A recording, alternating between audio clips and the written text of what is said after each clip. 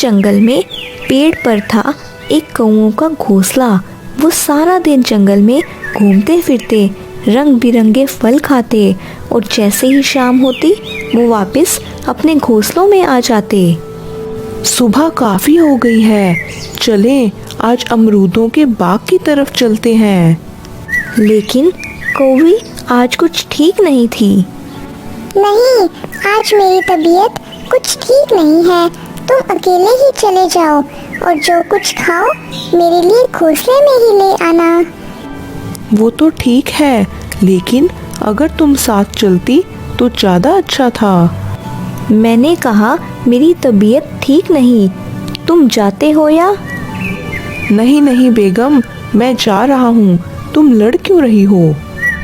और फिर कौवा अकेला ही चला जाता है। कौवा सीधा अमरूदों के बाग की तरफ चला जाता है और सारा दिन घूम फिर के शाम होते ही अपने घोंसले की तरफ चल देता है। इतनी देर क्यों कर दी आने में?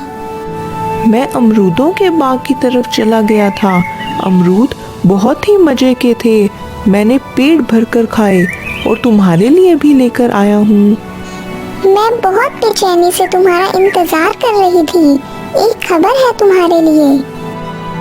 क्या क्या खबर है?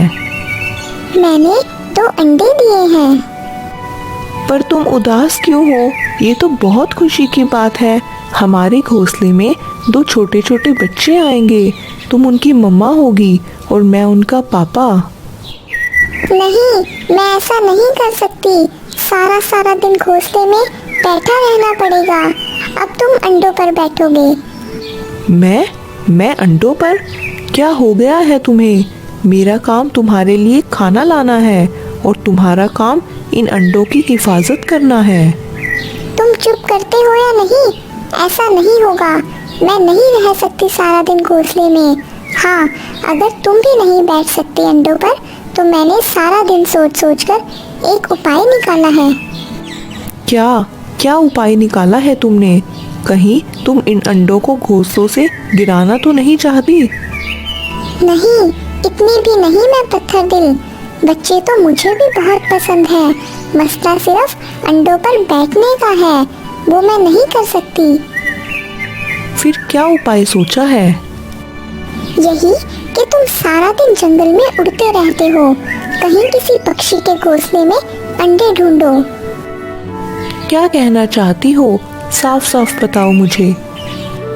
वो ये कि हम किसी पक्षी के अंडे घोंसले से उठा फेंकेंगे और अपने अंडे वहाँ पर रख देंगे। जब बच्चे अंडों से निकल आएंगे तो हम अपने बच्चों को ले आएंगे। ऐसे बच्चे भी मिल जाएंगे और मुझे अंडों पर भी बैठना नहीं पड़ेगा।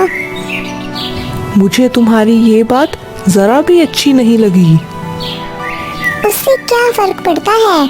मुझे ज्यादा अपनी का ना सुनाओ और जो कहा है वो करो, वरना अभी चली जाऊंगी अपनी मम्मी पापा के घर, तुम्हें और तुम्हारे इन अंडों को छोड़कर। नहीं, तुम ऐसा मत करना। तुम जैसा कहोगी मैं वैसे ही करने को तैयार हूँ। अगले दिन कौवा जंगल में एक ऊंची उड़ान लेता है, ये देखने के लिए कि किस किस पक्षी के घोंसले में अंडे पड़े हैं। काफ़ी उड़ान के बाद उसे एक पेड़ पर एक चिड़िया का घोंसला नज़र आता है। उस घोंसले में 2 अंडे पड़े होते हैं। वो बहुत ही खुश हो जाता है और जल्दी से अपने घोंसले में आता है। क्या बना? पास में ही एक पेड़ के ऊपर एक घोंसला है जिसमें 2 अंडे पड़े हैं और है भी हमारे अंडों की तरह ही सफ़ेद। किस पक्षी का घोंसला है वो? चिड़िया का घोंसला है वो। जल्दी करो तुम। चिड़िया मैंने अभी आम के पेड़ की तरफ जाते हुए देखी है। और फिर वो दोनों अपने अंडे उठाकर चिड़िया के घोंसले के पास आ जाते हैं और वो फिर जल्दी से चिड़िया के अंडे उठाकर नीचे फेंक देते हैं और उसके घोंसले में अपने अंडे रख देते हैं और जल्दी से वहाँ से चले जाते हैं। आज से मेरा बाहर जाना बिल्कुल बंद। मैं घोंसले में रहकर अपने प्यारे प्यारे अंडों की हिफाजत करूँगी। मुझे बहुत ही बेचैनी से इंतज़ार है अपने छोटे छोटे बच्चों का।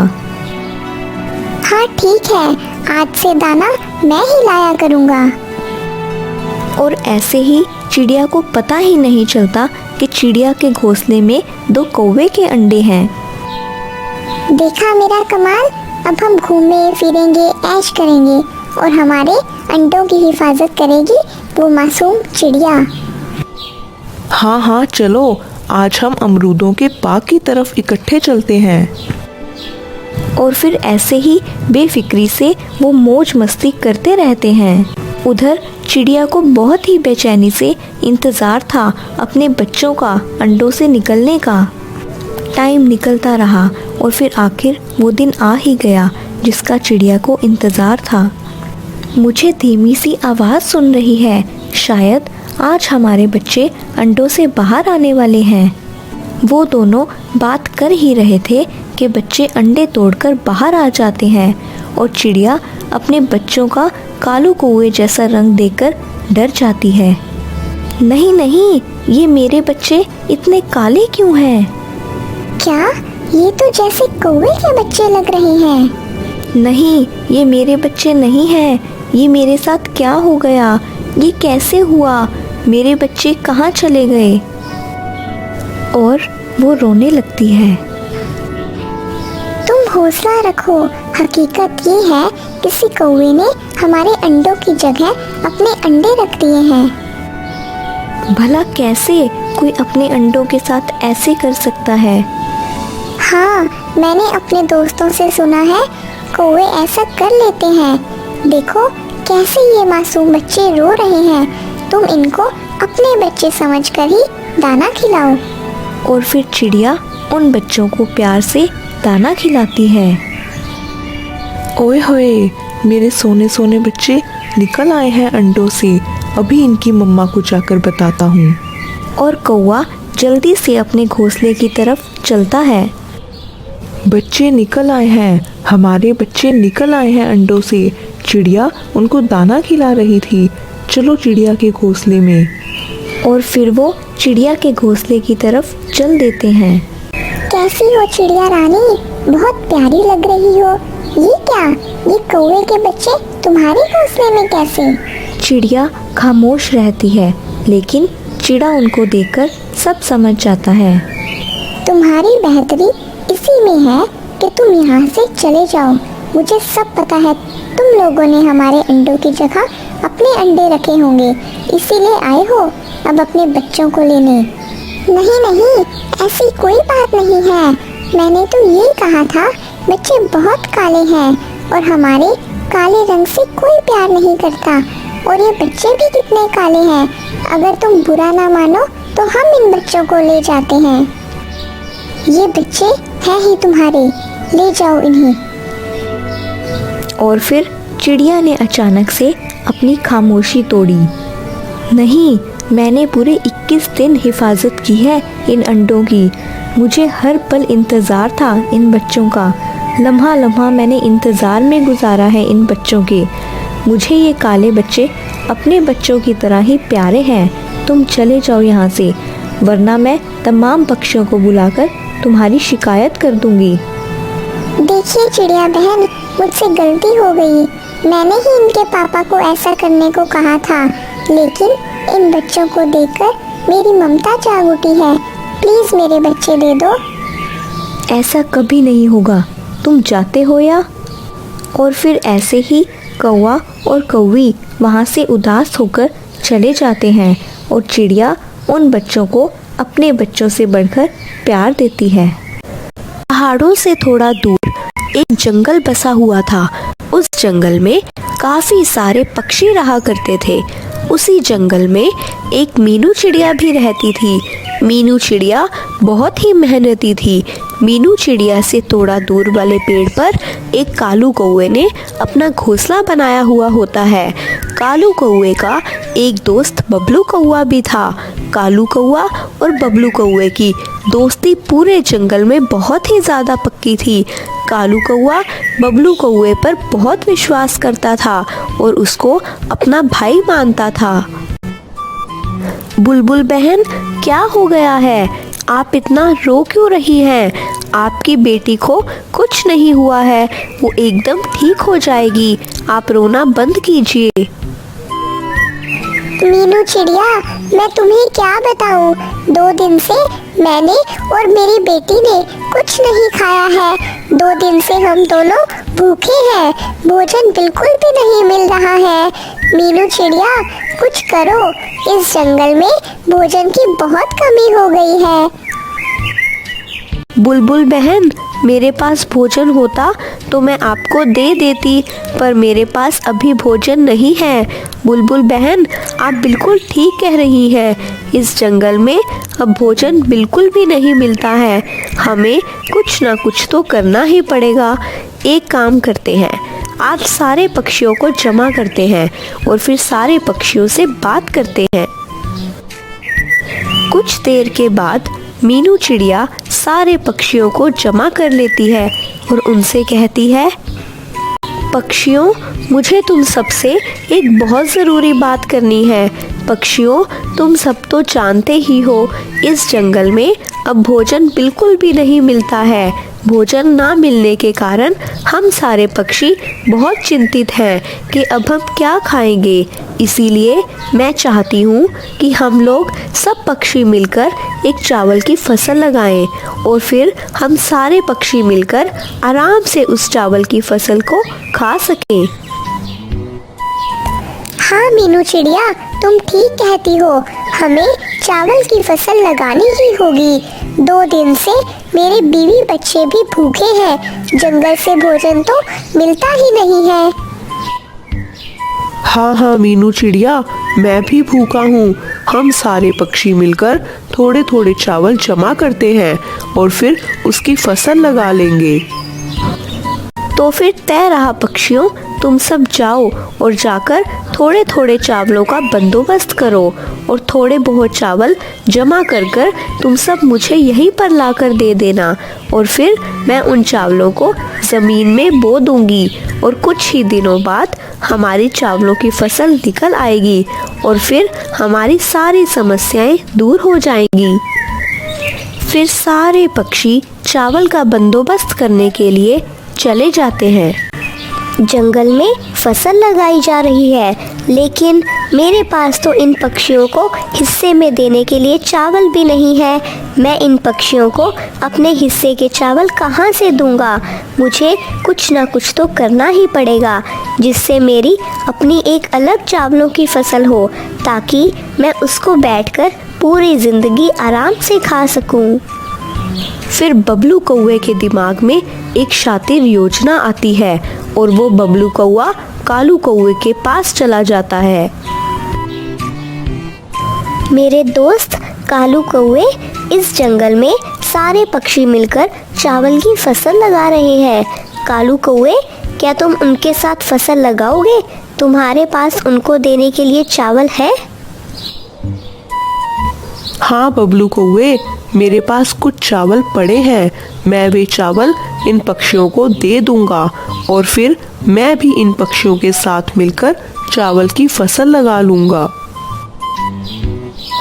कालू कौवे, मैं क्या कहता हूँ, तुम्हारे पास जो चावल है तुम वो इन पक्षियों को नहीं देना, बल्कि वो चावल तुम मुझे दे दो। मेरे मामा जी हैं, वे हर साल अपने खेत में चावल की फसल उगाते हैं। मैं क्या कहता हूँ तुम्हें कालू कौवे, जो चावल के दाने तुम इन पक्षियों को दे रहे हो, तुम वे चावल के दाने मुझे दे दो। मैं वे चावल के दाने जाकर अपने मामा जी को दे दूँगा। अगर वे चावल के दाने तुम पक्षियों को दोगे तो तुम्हें वे पक्षी इनका डबल चावल देंगे, लेकिन अगर ये चावल के दाने मेरे मामा जी को देते हो तो मेरे मामा जी तुम्हें ये चावल के दाने दुगने से चौगने करके देंगे। तो तुम सोच लो कालू कौवे, तुम्हें पक्षियों को चावल के दाने देने हैं या फिर ये चावल के दाने मेरे मामा जी को देना चाहते हो? बबलू कौवे की ये बात सुनकर कालू कौवे के मन में लालच आ जाता है। कालू कौवा कहता है,